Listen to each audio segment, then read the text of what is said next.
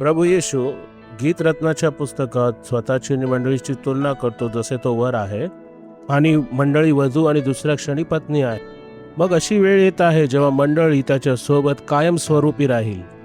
वचन 10 मध्ये तो म्हणतो की तुझे प्रेम किती मनोरम आहे. गीतरत्न 4 अध्याय 10 वचन.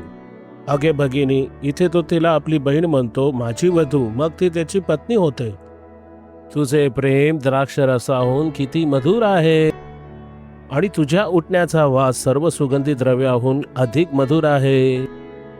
देवाची स्तुती हो, त्याची उपासना करा. तुम्हाला ऐकणे त्याला आवडते. तुमच्या हृदयातून काय येते हे त्याला पाहणे आवडते. पवित्र आत्मा स्वतः तुम्हाला हे आशीर्वाद प्राप्त करण्यासाठी मदत करेल. तुमच्या प्रार्थनेशिवाय दुसरी कुठलीही गोष्ट चांगली नाही जे देवाला धूप किंवा सुगंध द्रव्याप्रमाणे सुगंधी वाटेल. हेच त्याला तुमच्याकडून हवे आहे. या आपण आता प्रार्थना करूया. आपण प्रार्थना करूया. हे पित्या, आम्हाला ही धूप, सुगंधद्रव्य आणि मधुर सुगंधद्रव्याचा अर्पण प्रभू आम्हाला तुला करू दे.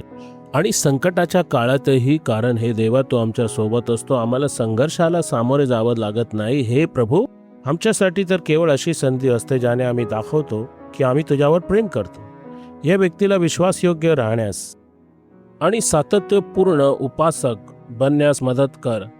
आता तुमच्या जीवनातील प्रत्येक वाईटाला मी फटकारतो आणि त्याला सांगतो, येशूच्या नावाने निघून जा. आशीर्वाद बना.